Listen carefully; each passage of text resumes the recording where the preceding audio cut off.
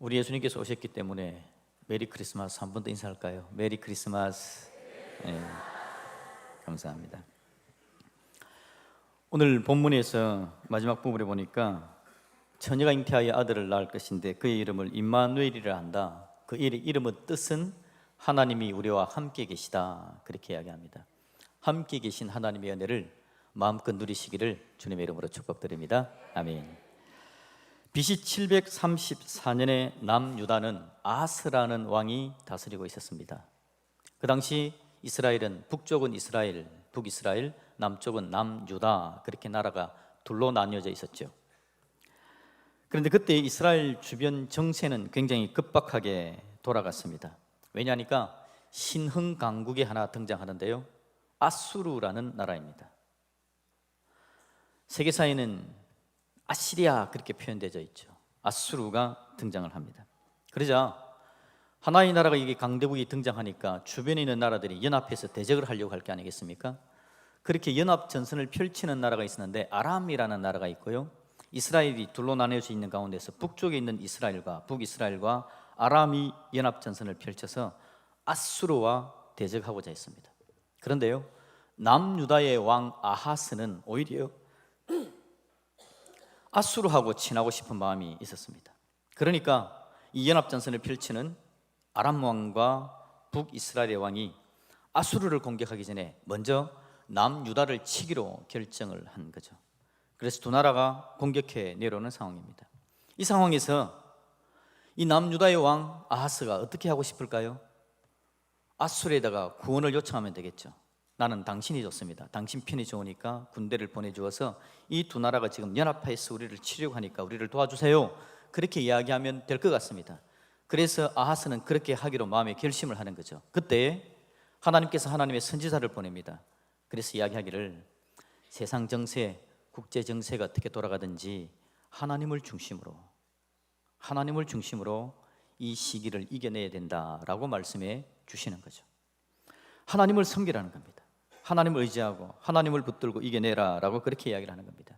그래서 아하스가 뭐라고 이야기했을까요? 지금 국제 정세가 어떻게 돌아가는 줄 압니까? 지금 세계 최고의 짱은 아수르입니다. 아수르가 조금 있다가 이 주변을 다 다스리게 되어질 겁니다. 그런데 아수르하고 척을 졌다가는 길이 우리나라는 괴로울 겁니다. 그러니까 아수르하고 친한 게 훨씬 좋습니다 라고 이야기를 하는 거죠. 국제 정세상 아수르하고 친하는 게 좋습니다 라고 말을 할 그때였다는 거죠. 그때에 하나님께서 선지자 이사야를 보내서 이야기하는 게 뭐냐니까 보라, 처녀가 잉태하여 아들을 낳을 것이다. 그의 이름을 임마누엘이라 할 것이다. 이사야 7장에 나오는 이야기죠. 오늘 본문의 이야기는 이 이사야 이야기를 그냥 그대로 가져온 겁니다. 이사야 때 예언한 예수님께서 탄생하게 되어지는 사건을 보여주는 거죠. 그때에 보라, 처녀가 잉태하여 아들을 낳을 것이다. 이 이름을 임마누엘이라 할 것이다. 그런 일이 있으면 내가 하나님이 너희와 함께 한다라는 뜻이니까 마음을 딱 붙잡고 아수르 바라보지 말고 마음을 붙잡고 나를 의지해라. 하나님께서 아하스 왕에게 그렇게 이야기를 해주었다라는 겁니다. 여러분, 요즘 정세는 어떻게 돌아갑니까? 요즘 정세는 하나님께로 여러분들을 움직여가게 만들어줍니까? 아니면 요즘 정세가 오늘 아하스처럼 하나님을 떠나게 되는 방향으로 결정을 하고 있습니까? 국제정세라는 건 여건과 환경이죠. 우리가 살아가는 삶의 여건과 환경들 주에 복잡하게 만들어져 가고 있습니다. 그런데요, 이 여건과 환경 가운데서 국제정세가 우리를 하나님께로 가도록 만들어주는 것은 거의 잘 없습니다. 모든 국제정세는요, 돌아가는 여건과 환경들은 우리로 하여금 하나님 떠나게 만들고 하나님 곁에 있지 못하게 만들고 하나님을 왜 떠나야 되는지, 하나님을 왜 버려버려야 되는지에 대해서 계속해서 이유를 제공해 주고 있다는 겁니다. 이 일은 에덴에서부터 시작되어집니다. 죄송합니다.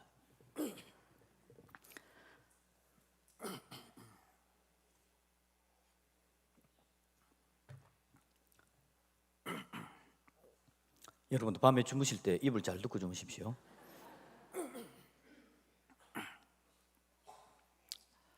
에덴에서부터 일들이 시작되어지죠. 방송실은 편집 잘해가지고 동영상 올려야 됩니다. 에덴에서 어떤 일이 생깁니까? 사탄이 와서 하와를 꼬시는 거죠. 이 선악과를 먹으면 하나님만큼 눈이 밝아서 높아질 수 있다라고 이야기를 합니다. 하와가 그 선악과를 덥석 따먹습니다.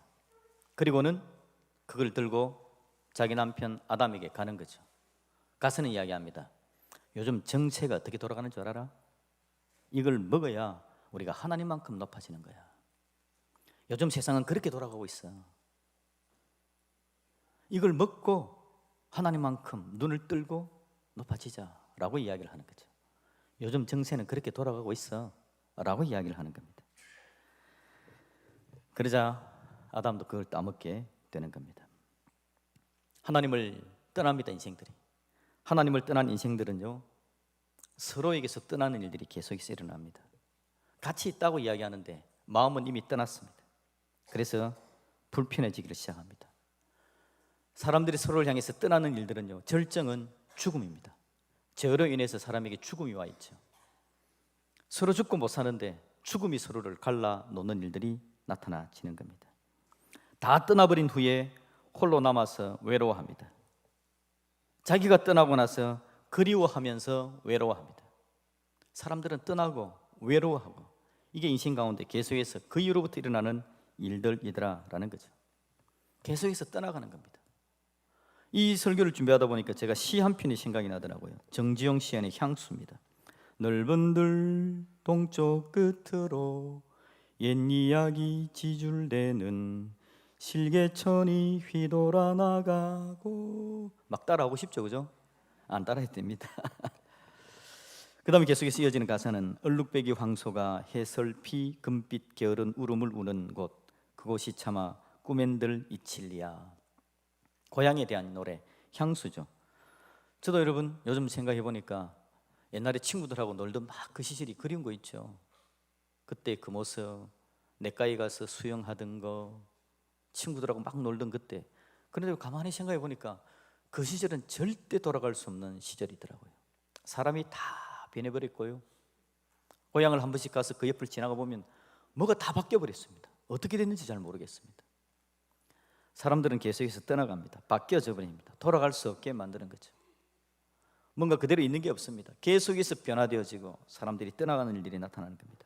그래서 또 외롭고 또 힘들고 어렵고 그게 인생들인 것이죠.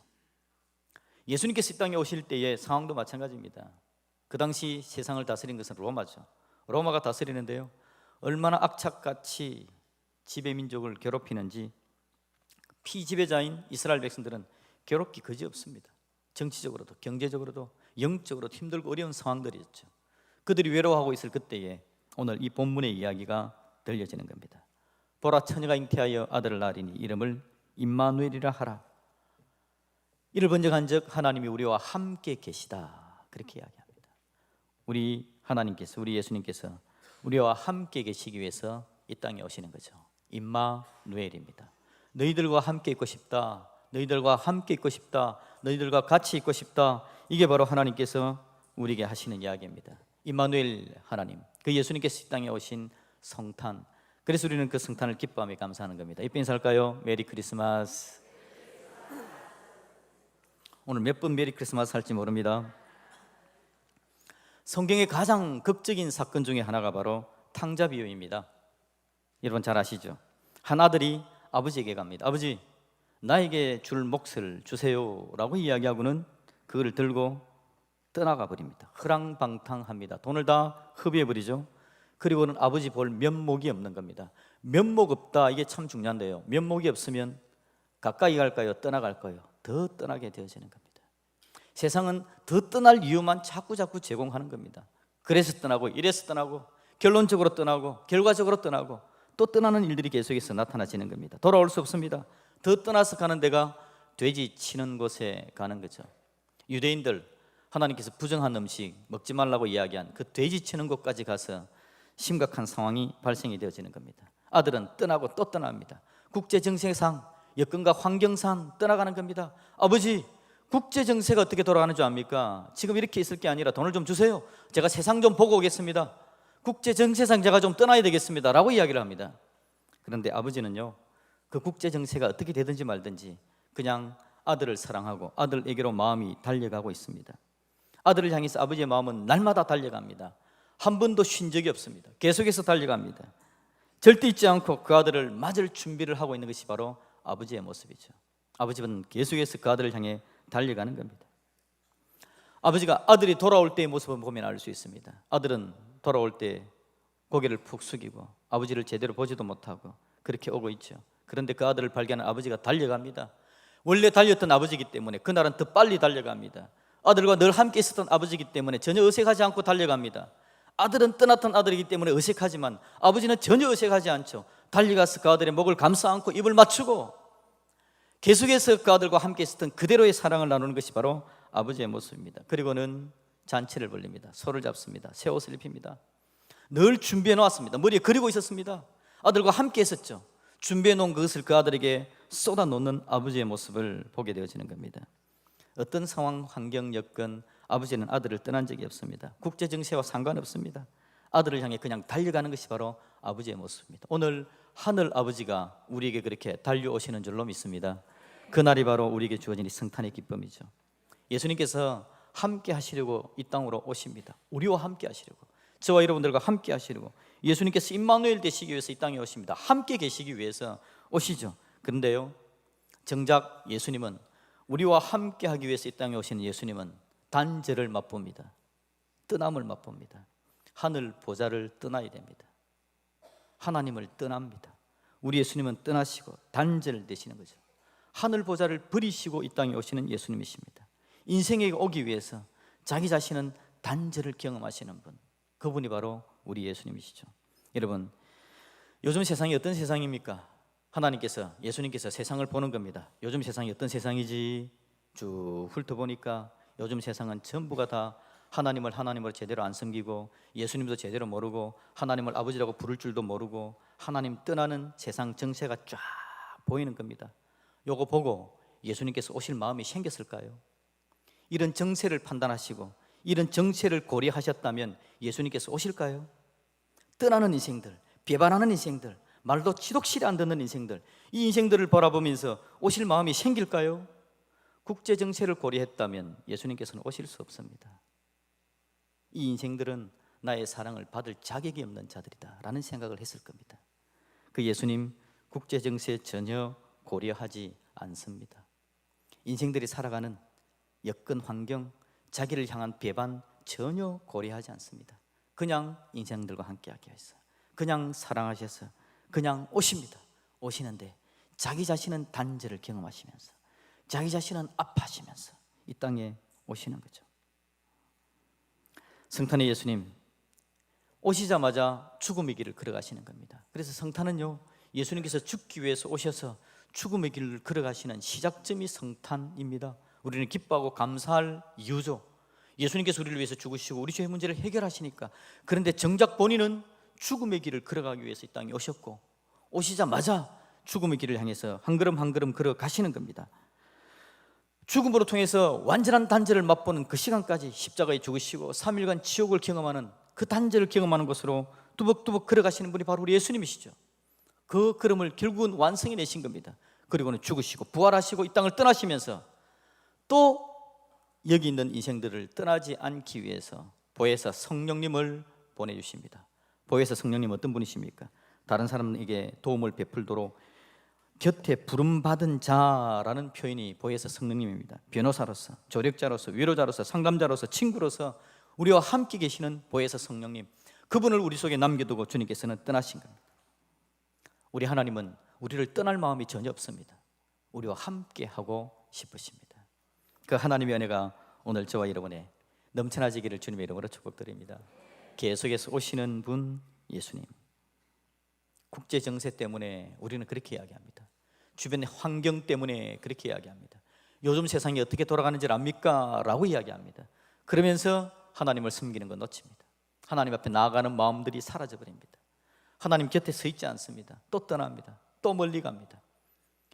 여건과 환경들을 고려합니다. 그래서 하나님을 떠나가는 것이 우리 인생들의 모습이죠. 아하스가 그랬습니다. 아하스 왕이 그래서 하나님을 떠납니다. 우리 하나님께서 임마누엘의 예언을 보여주셨음에도 불구하고 그는 하나님을 결국 떠납니다. 그래서 그는 악정을 베풀고 불신앙의 자리로 달려가고 결국은요, 그는 죽었을 때 이스라엘 왕들이 왕실 묘실이 있는데 그게 다 들어가는데 그는 그곳에도 들어가지 못하는 신세가 되어져 버립니다. 탕자는 어떻게 되어집니까? 떠남의 이유만 가득합니다. 떠남의 이유만 가득합니다. 주위를 보면요, 면목 없습니다. 그래서 떠납니다. 그래서 가까이 가지를 못합니다. 국제 정세를 보면, 환경을 보면 떠나는 이유만 가득 차 있는 거죠. 아담 때부터 그랬다니까요. 하와가 이야기하지 않습니까? 요즘 정세가 어떤지 아냐? 이거 먹으면 하나님만큼 높아지는 거야. 계속해서 국제 정세, 환경, 여건을 이야기합니다. 그러면서 하나님 떠날 이유들만 자꾸 쌓아가고 있는 그런 시대다라는 거죠.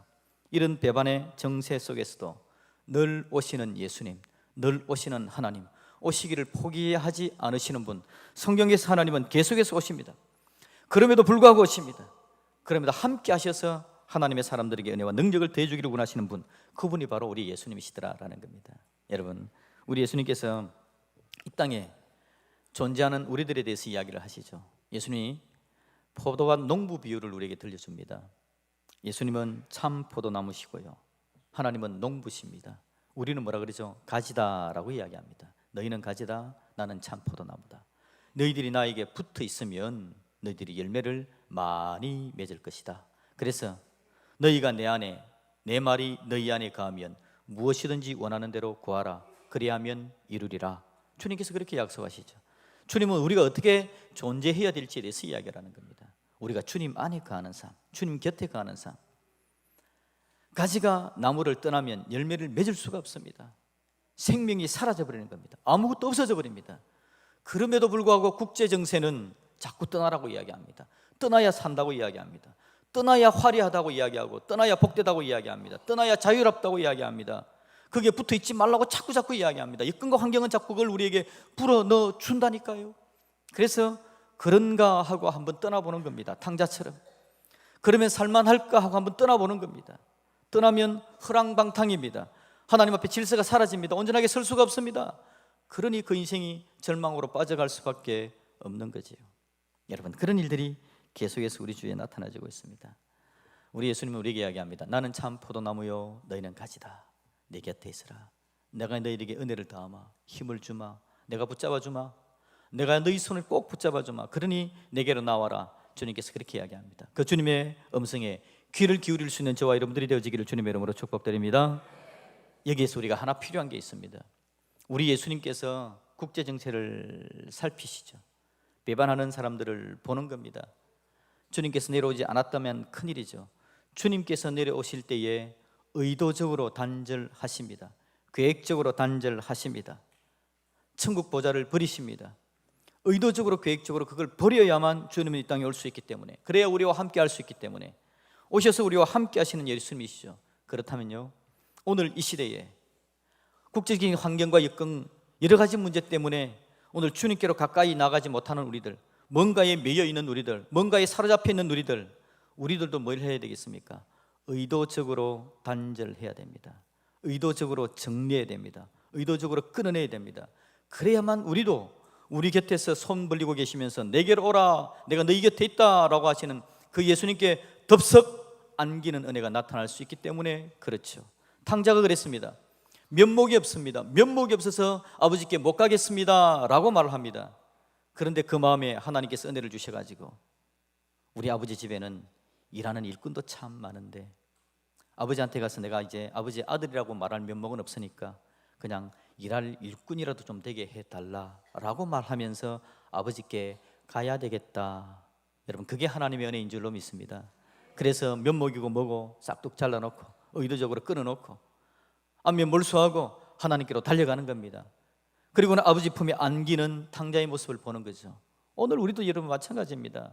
여건과 환경들이 우리를 하여금 하나님으로부터 떠나 있게 만들고 체면 때문에 무엇 때문에 하나님 앞에 서지 못하게 합니다. 사단은 우리의 감정을 특히나 건드립니다. 우리의 감정을 건드려서 내 감정에 뭔가 상하게 만들어 놓고 있습니다. 그래서 하나님께서 인도하시는 것이 있음에도 불구하고 인간적인 감정이 상하여서 문제가 있어서 어려움이 있어서 내가 하나님 앞에 서지 못하겠다라는 생각을 가지게 만듭니다. 그래서 더 멀어집니다. 멀어지면 또 더 멀어지게 만들어버리죠. 사탄은 그걸 이용하는 겁니다. 여러분, 의도적으로 그 감정을 한번 끊어낼 수 있기를 주님의 이름으로 축복드립니다. 간절히 하나님께 구합시다. 하나님 도와주십시오. 이대로 있으면 제가 하나님을 떠나버려서 아무것도 안 되겠습니다. 은혜와 능력도 누리지 못합니다. 나를 붙들고 있는 이 감정적인 고리, 이거 잘라내지 않으면 안 되겠는데 너무 강하게 나를 붙들고 있습니다. 하나님의 성령께서 좀 붙잡아 주셔야 되겠습니다. 탕자가 과감하게 아버지께로 돌아가기로 결정했던 것처럼 하나님 저도 좀 그렇게 될 수 있도록 도와주십시오. 여러분 간절하게 하나님 앞에 나아갈 수 있기를 주님의 이름으로 축복드립니다. 의도적으로 끊어야 됩니다. 의도적으로 잘라버려야 됩니다. 그래야만 내 곁에 계시는 임마누엘 되신 하나님의 은혜를 누리면서 그 품에 덥석 안기는 믿음의 역사가 나타나진다라는 겁니다. 여러분, 하나님께서 오늘 우리를 부르십니다. 하나님 곁에 있자고요. 사역으로 부르고, 공동체로 부르고, 예배로 부르고, 함께할 자리에 막 부르십니다. 그 나아가야 될 자리를 방해하는 것, 여러분 주위의 여건, 환경, 국제적인 정세, 여러분 잘 하나님께 맡겨드리고 믿음의 백성으로 온전히 서셔서 그 놀라운 하나님의 은혜를 마음껏 누리는데 전혀 끄리낌 없는 저와 여러분 될 수 있기를 다시 한번 주님의 이름으로 축복드립니다. 아멘.